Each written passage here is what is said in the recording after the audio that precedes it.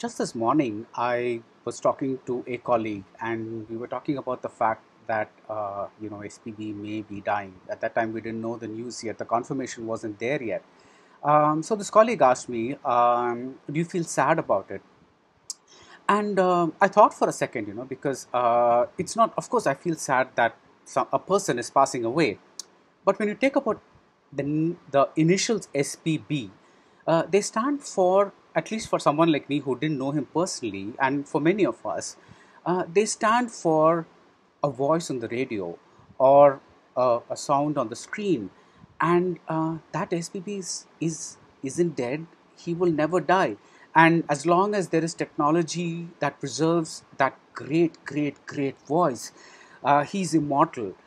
So I was trying to, at that point, I was like, am I feeling sad about SPB passing, or am I feeling sad about this individual who's dying?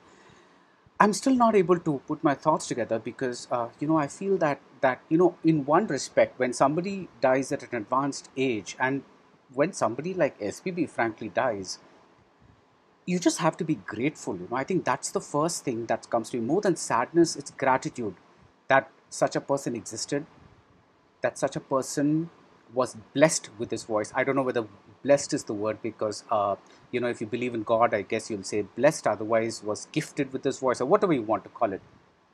And that person entered the film industry in the late 60s and became MSV's muse once TMS was waning and infused fresh life into MSV, then was there when Ilayaraja broke through and was still there when Rahman broke through.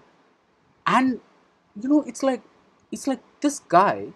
The most amazing thing about SPB for me is, of course, not the songs that he sung. He sung many amazing songs. I don't have to tell you how great those songs are, but that the voice quality did not dip at all.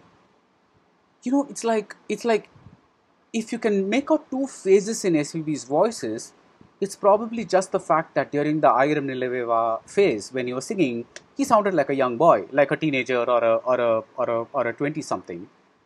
But once he hit his stride, that voice did not change at all. Like other singers, their voices become thicker with age. They lose the ability to go to high pitches. Something happens, that something happens that changes their voice. Their texture changes, the timbre changes. Something happens. With SPB, that didn't happen at all. That's like a freaking miracle, that this man was not just born with his voice, but that he died with his voice. What an amazing thing that is for a singer, that your voice is that voice, your the thing that makes you known is there with you from beginning to end, and the thing that has given so much pleasure to so many people, that's non-stop, that's constant.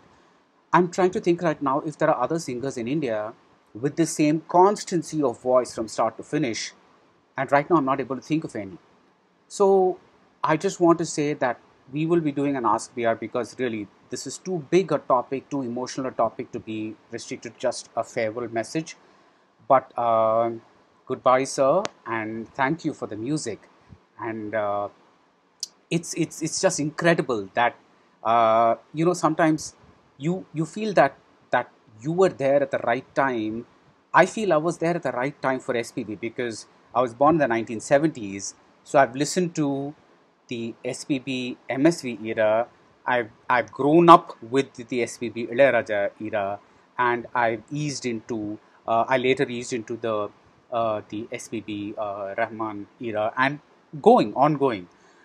So, I mean, what can really one say that I consider myself very lucky, and it's just incredible that such a person existed, and that he was there, and that he's always going to be there.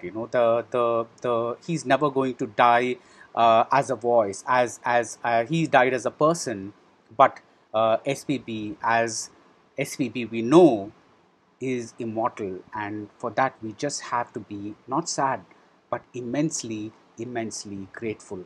I hope to see you soon in an episode of Ask PR with SPB, but until then, keep listening to his great immortal music.